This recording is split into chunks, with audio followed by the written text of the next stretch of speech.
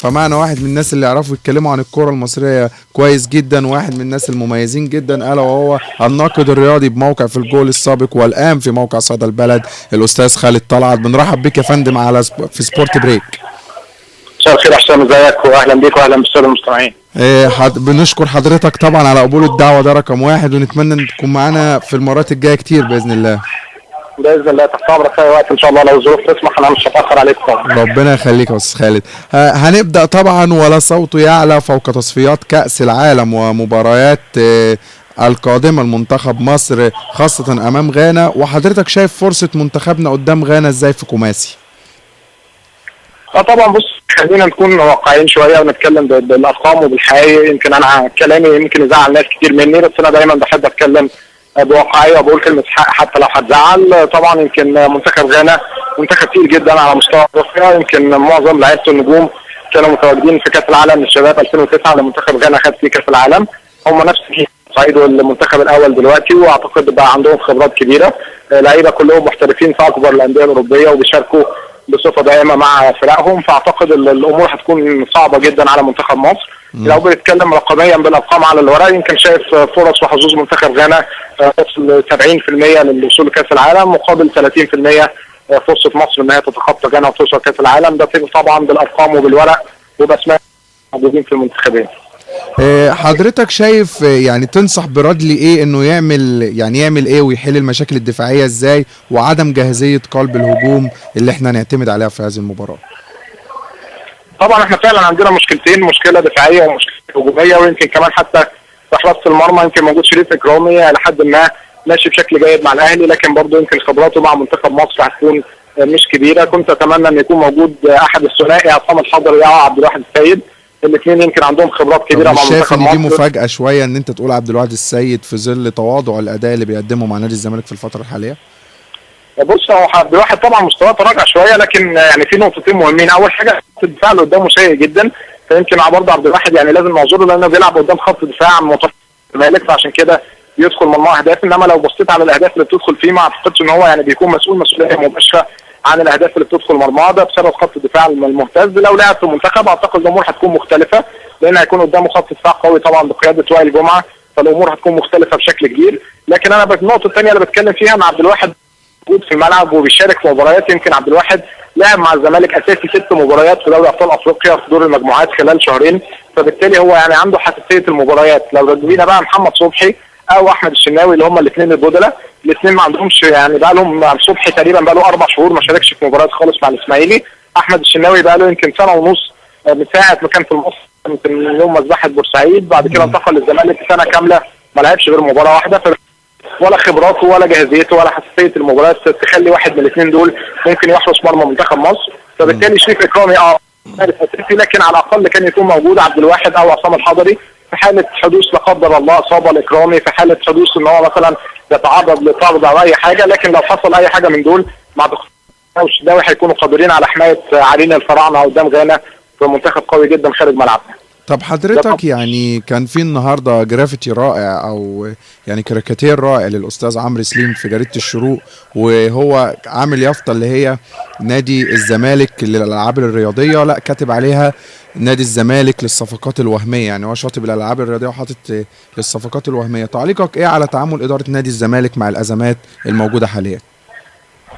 والله اداره نادي الزمالك اثبتت فشلها الذريع طبعا برئاسه يمكن خلال فتره رئاسته للزمالك 4 سنين ما فيش تقريبا اي بطوله يتيمه واحده اللي هي كاس مصر، يمكن حتى كانت قبل المرحله الاخيره ال4 سنين الاخرين كانت 2008، من 2008 لغايه دلوقتي 2013 5 سنين ما فيش ولا بطوله في الزمالك افريقيه او عربيه، ما فيش اي بطولات دخلت النادي.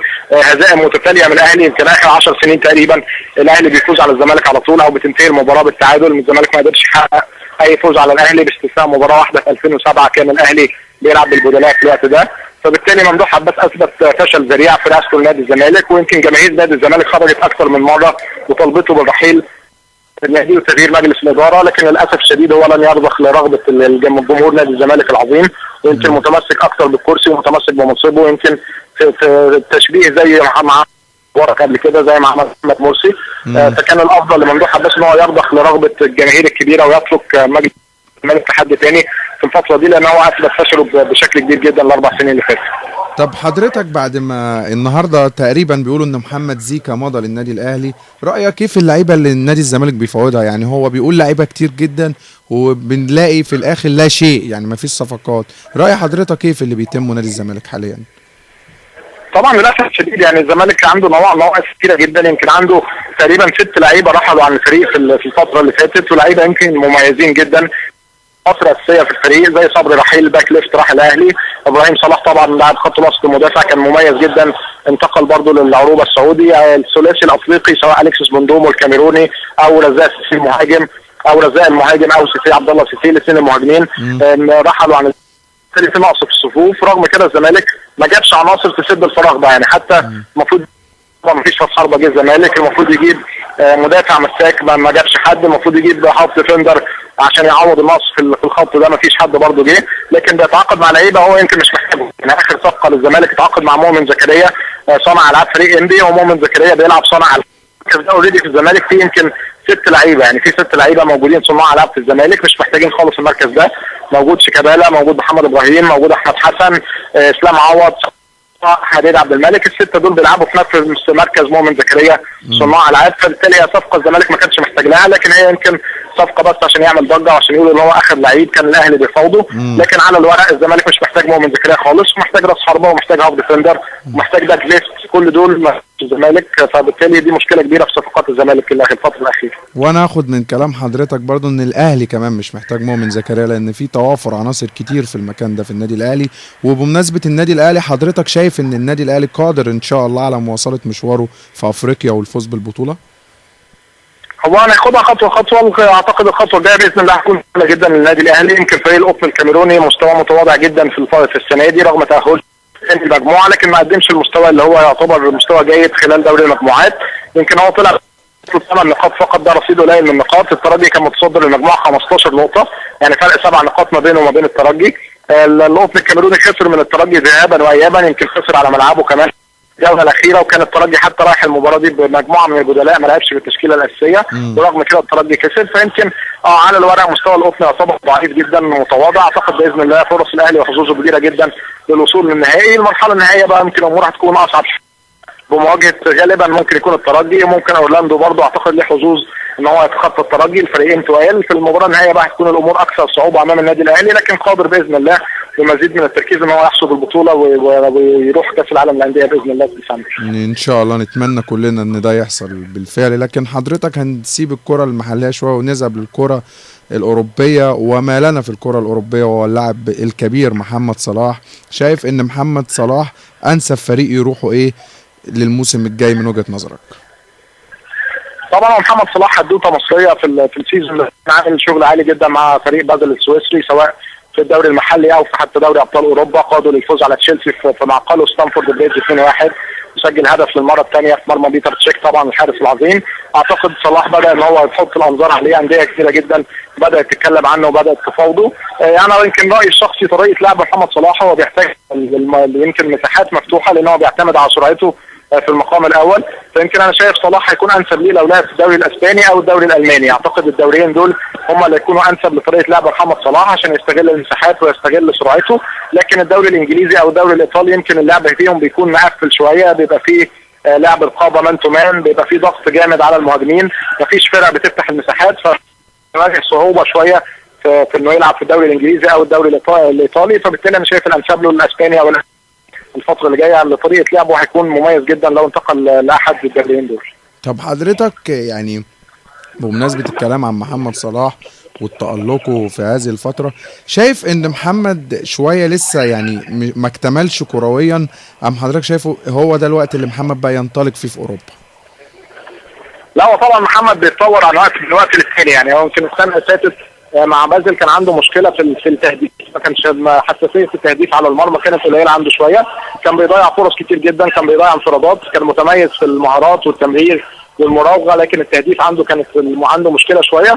اعتقد ان هو طور من نفسه وطور من ادائه في الموسم ده، الامر اختلف بشكل كبير جدا، وبدا ان هو يبقى عنده حساسيه عاليه في التهديف. يمكن مسجل اكثر من هدف في الدوري المحلي، ويمكن مسجل حوالي دلوقتي 15 هدف في السنه دي سواء مع منتخب مصر او مع فريق بازل في بطوله اوروبا. فبالتالي ده يعني واضح ان هو بيطور مستواه مع الوقت، فده شيء جيد جدا.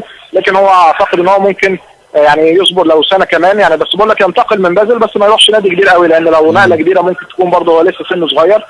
فبالتالي يعني لازم ياخدها خطوه خطوه، ينتقل من بازل لنادي اكبر شويه، يكون من انديه الوسط، ما ينتقلش لنادي يعني من الانديه الكبار في اوروبا. ممكن يلعب كمان سنه او سنتين فيه، ثم تكون النقله بعد كده ان شاء الله ما يكون وصل بقى 24 25 سنه تكون نقله لنادي كبير جدا باذن الله. يعني حضرتك مثلا في عرض النادي شالك يعني مهتمين بيه جدا انه يضموه خلال الانتقالات الشتويه، شايف ان حضرتك شالك مناسب جدا لمحمد صلاح؟ طبعا فريق شالكه هيكون فريق مناسب، لان في نقطتين اللي اتكلمت معاك عليهم. النقطه الاولى ان هو بيلعب في الدوري الالماني، فبالتالي لعب مفتوح شويه، بيبقى فيه اهداف كتير، في مساحات مفتوحه، ده هيساعد صلاح على التالق مع شالكه. بالاضافه ان هو برضه بيلعب في بطولات اوروبا، هيكون ظاهر قدام الانديه الاوروبيه. اعتقد ممكن تكون خطوه جيده جدا لصلاح. وعلى فكره دايما يعني الدوري السويسري بيطلع للدوري الالماني على طول، طبعا البلدين قريبين من بعض، في متابعه ما بينهم، دايما اللي بيتالق في الدوري السويسري بينتقل للدوري الالماني كخطوه اولى. فاعتقد ممكن تكون خطوه جيده لصلاح ان شاء الله انه ينتقل شالكه، وبعد كده بقى يقعد معاهم سنه او سنتين، وبعد كده ممكن يفكر بقى في خطوه اكبر في النادي سواء في انجلترا او ايطاليا او اسبانيا، تكون بقى خطوه كبيره باذن الله. بنشكرك جدا يا استاذ خالد على هذه المداخله، ونتمنى ان شاء الله ان حضرتك تكون معانا باستمرار، وبشكرك مره تانية على هذا التواجد في سبورت بريك. شكرا يا حسام، متشكر جدا ليك، وتحياتي للساده المستمعين، وان شاء الله اكون معاكم